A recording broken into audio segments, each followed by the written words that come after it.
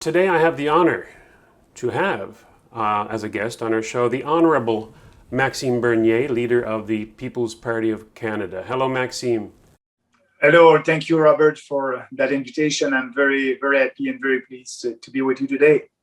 It's good to talk to you again. I'd like to get into why I invited you on, and of course, that is your arrest in Manitoba. But before I do, I understand that it was part of your Mad Max tour of Canada. I wonder if you could just tell our listeners about your tour and what you hope to convey as a message to Canadians when you're speaking to them going across the country. Yeah, thank you, Robert, for asking.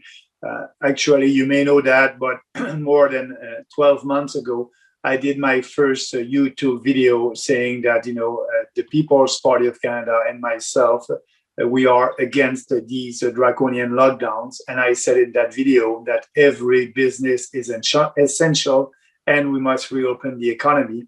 And I said also that's the first time in the history of the world that we are locking down entire population to fight a virus.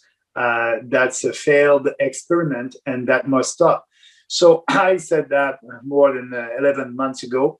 And I started to travel across the country to do some speeches in these freedom rallies. I started the first one in Vancouver, after that Edmonton, Calgary, Quebec, in Montreal, Toronto.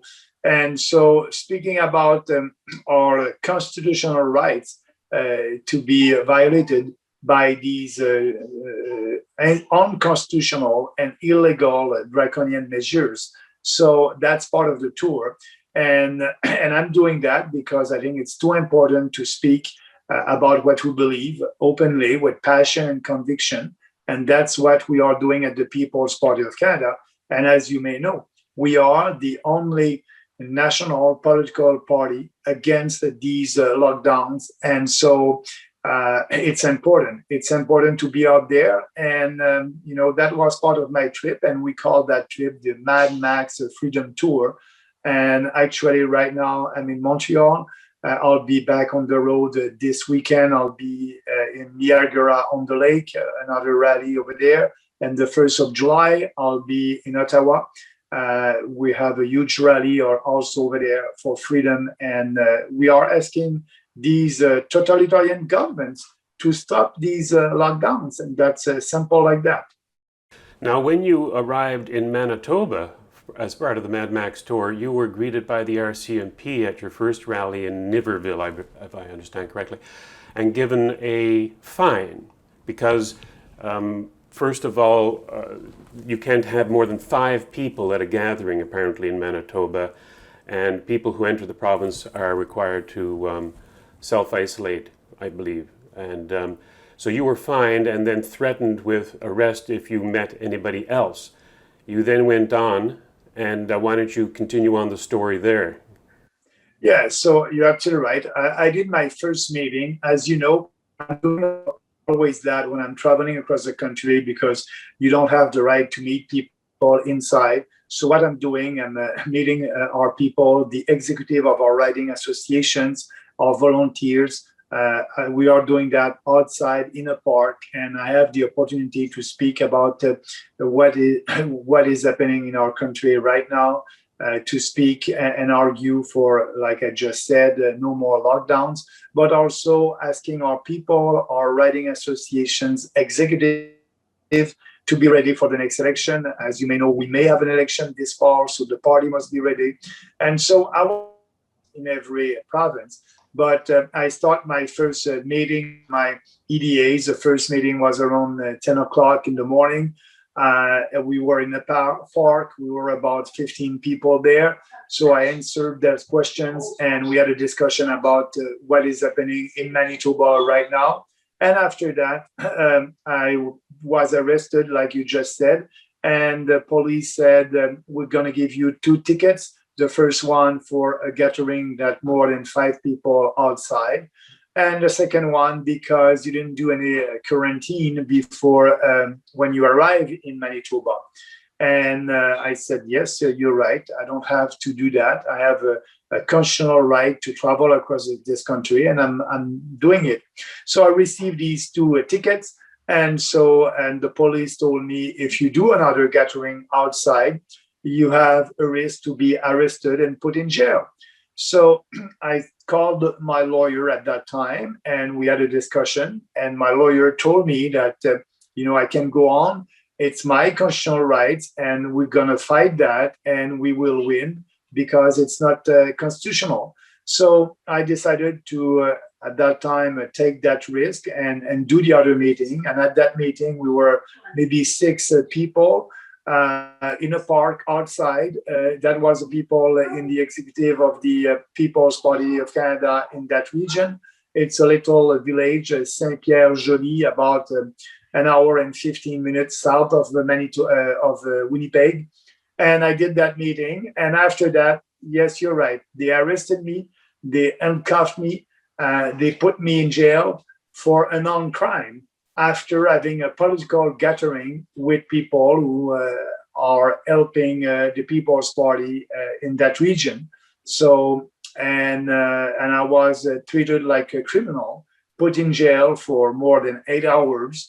And actually the government asked me some conditions for being free again. And they were saying, Bernie must not have the right to communicate on social media and all things like that are violating my Charter of Rights and my freedoms. And my lawyer argued that I must be free without any conditions. And that was important. And also the government asked me to put $1,000 bail for me to be sure to be back in Manitoba, July the 26th. I will have my hearing over there. And so we agreed on that.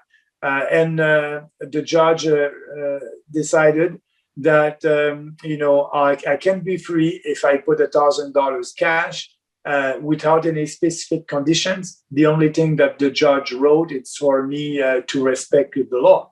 And every Canadian must respect the law. That's not I didn't have any conditions against my freedom of assembly or freedom of speaking, and so I decided, okay, I'll sign that, and I was free 8 or 9 hours after that.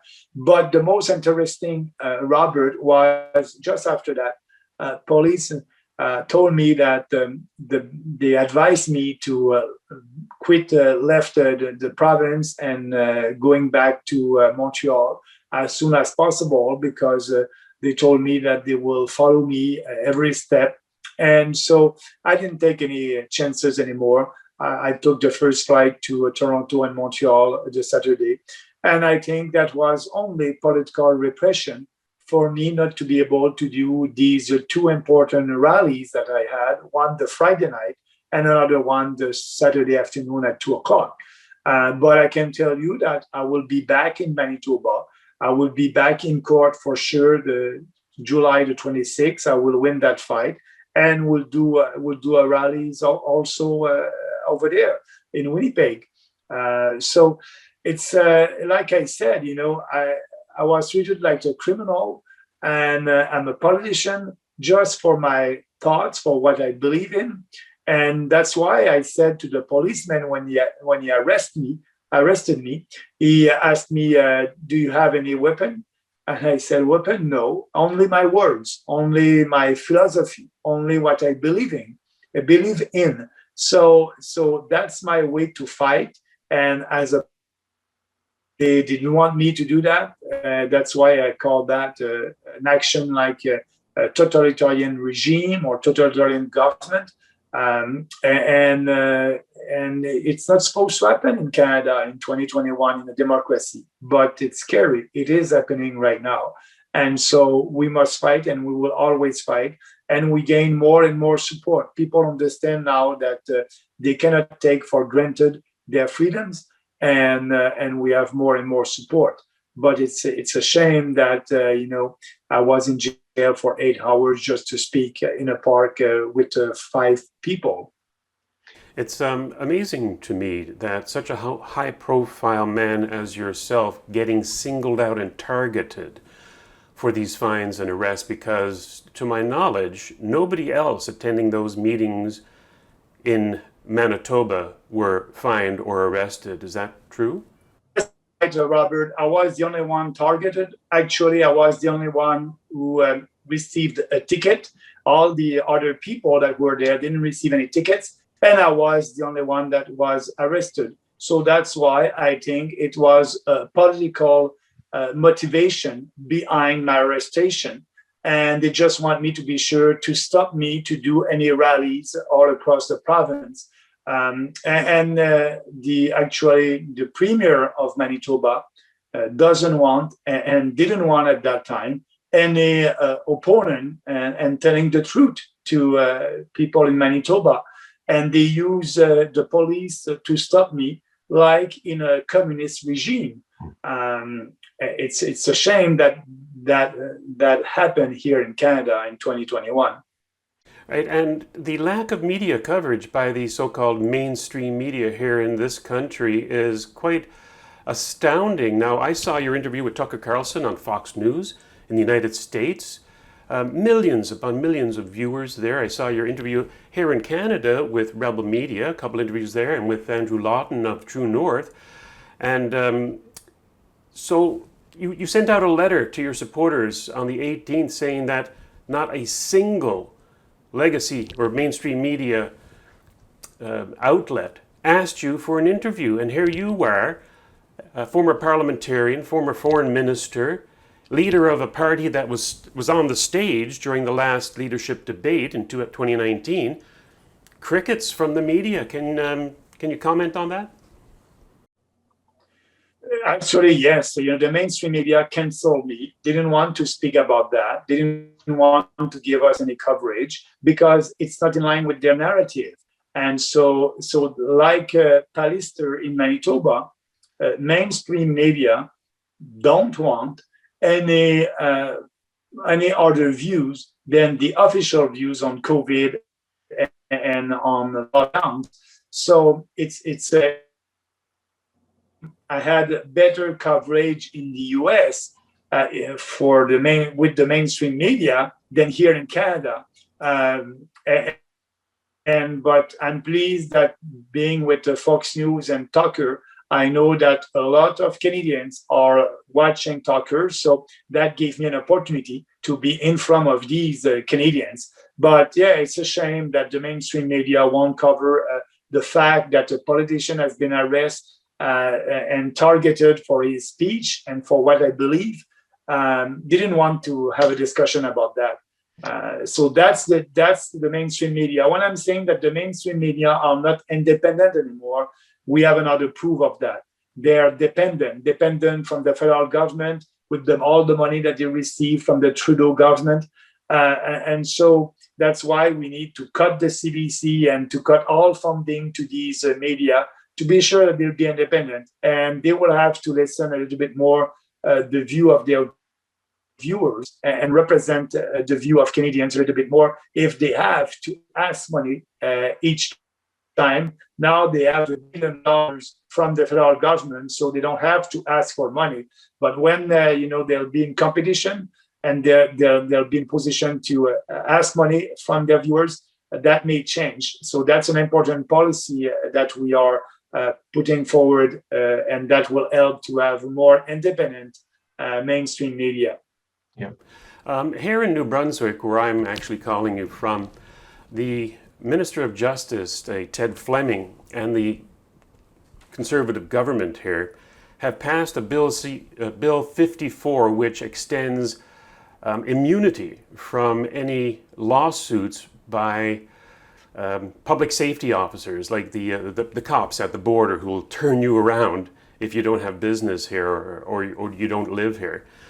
And he said, and I'll quote from the paper here, the local paper, he says, we can't have a whole lot of people suing public safety and the government because their rights were infringed, and they were. There's no mistake about it. That's exactly what they were, Mr. Fleming said. Your reaction to a government minister of justice, one, preempting justice by absolving people and from any prosecution or any lawsuits, and two, blatantly admitting that they are infringing on people's rights. Your comments? Yeah, first, you're a justice minister, and you're as a justice minister, you must apply the law. You must have law that will be constitutional, that respect the Constitution, because the ultimate law in our country, it's our Constitution. And so the justice minister is saying to everybody that what they're doing, it's unconstitutional, illegal. It's so true that they had to pass a legislation to be sure that if we are suing an individual working for the government, that person won't be responsible. But in the end, the government would be responsible. So that's a huge admission that what we are doing all across the country, what the Justice Center for Constitutional Freedoms is doing all across the country, fighting for our freedoms and defending people like me, they have a cause, and that's an admission that yes, I will win my case in Manitoba, and people must not be afraid to challenge these unjust laws. When a law is unjust, you have the right to disobey the law because it's an unjust law. And so the minister just said, yes, it's an unjust law, unconstitutional law. So I hope that people will fight for their freedoms because we cannot tolerate that. You know, it's the beginning of a tyranny. And we're in Canada. We're not supposed to have politicians like that. It's a very good admission for us who are fighting for our freedoms. He is telling us that we are right. Our fight is right and just and necessary. So on that side, it's a good news for us that we are who are fighting for our rights. But on the other side, having a government that will, knowing that its orders and regulations are unconstitutional, and being happy with that, and for them, you know, it's normal. That's scary on that side. Yes, indeed. I'll ask you this question because while I know what your political philosophy is and what you stand for politically, when that police officer, the RCMP with the Under Armour ball cap and wearing the blue jeans, asked you, do you have anything that would harm me? You basically said, you know, only my words, only my philosophy. What is your philosophy, Maxime? And why would a police officer find it threatening? Yeah. First, you know, I said that because I cannot believe that he was asking me a question like that. You know, I'm a politician. I'm not traveling across the country with an arm or a knife in my pocket. And so I was insulted by that question. And I answer, you know, what you may not like that I have the best ideas and the freedom ideas. We built a political party that is doing politics differently. And that's not a slogan or a buzzword. We are doing politics based on 4 principles, and our philosophy at the People's Party of Canada is individual freedom, personal responsibility, respect, and fairness. And all our policies are in line with these principles. So I will always fight for that. My philosophy is I believe in a smaller government in Ottawa that will first respect the Constitution, respect the taxpayers, respect Canadians, and a smaller government that will also give more autonomy to provinces all across the country, because by respecting our Constitution, you'll have a huge and a radical decentralization in our country, and provincial governments will have more power, and like that, you'll have a constitutional peace, and that's the only solution also to solve the Western alienation out there in Western Canada. When you have more than 30% of the population in Alberta that is ready to separate from the country, you have a problem there. But the traditional politicians don't want to acknowledge that. They're not speaking about that. We have a position, and so we respect provinces, we respect provincial autonomy, and that's what I believe in.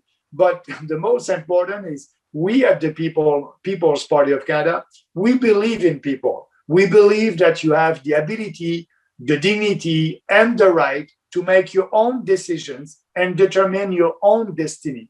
We don't want a bureaucrat in Ottawa or a politician in Ottawa to tell you what to do every day of your life. So we believe in freedom, real freedom, less government. That's our philosophy, and I will always fight for that. I'm not looking at the survey or polling to know what to tell you. I don't need that. I'm telling you what I believe in openly, with passion and with conviction. And our goal is to convince more Canadians that our way of life, our Western civilization values are in danger in Canada in 2021.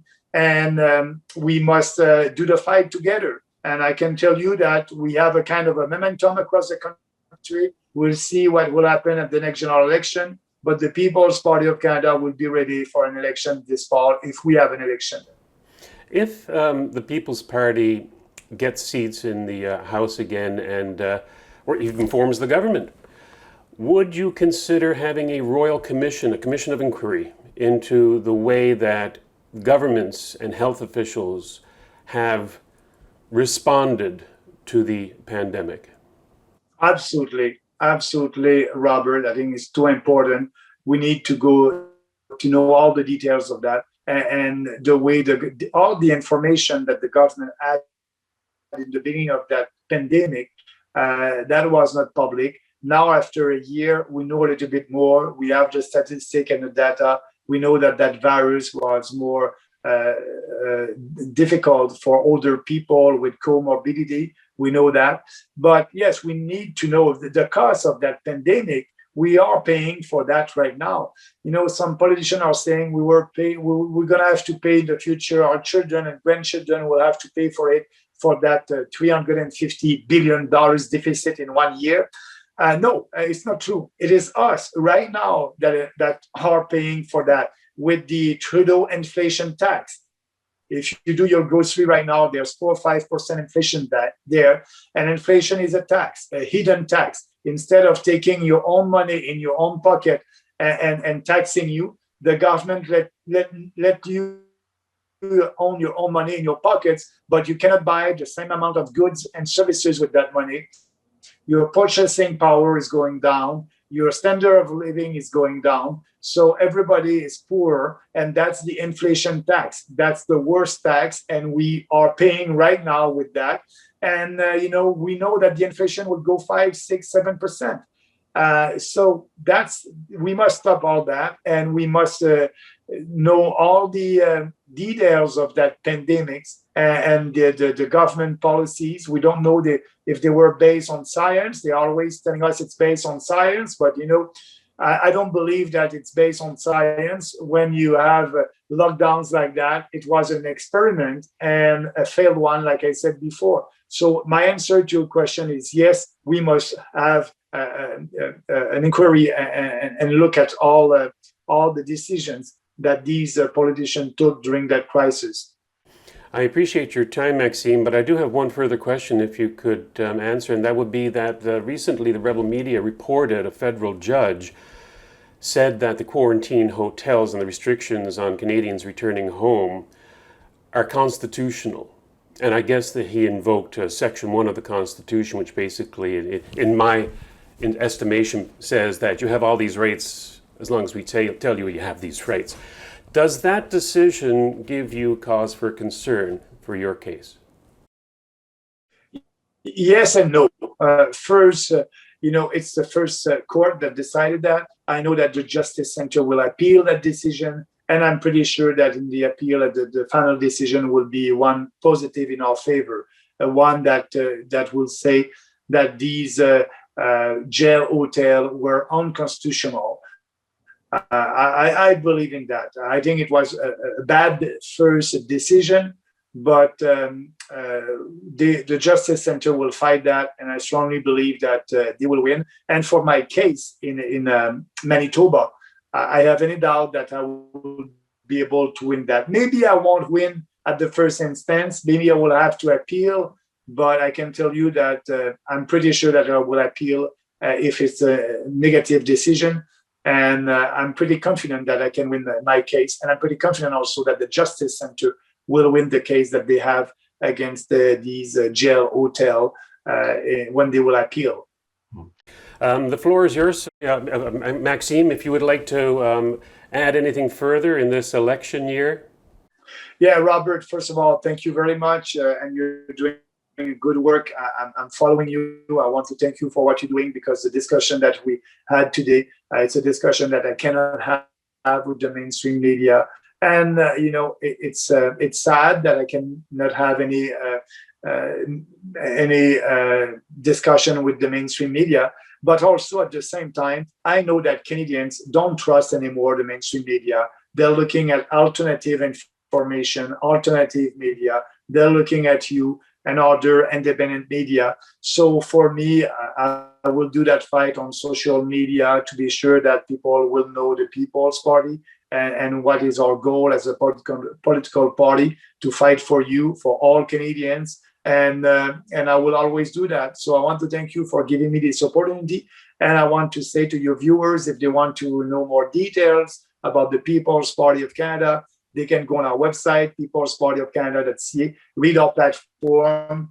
And also, I can tell you that we will have a candidate in every riding. We will give the opportunity to every Canadian to be able to vote for their values, to be able to vote for the People's Party at the next general election. And if the election is this fall, we will be ready. We'll do a campaign all across the country. And I can tell you that this party is growing, but we need your support. And I appreciate this opportunity to be able to speak with your viewers, Robert, today.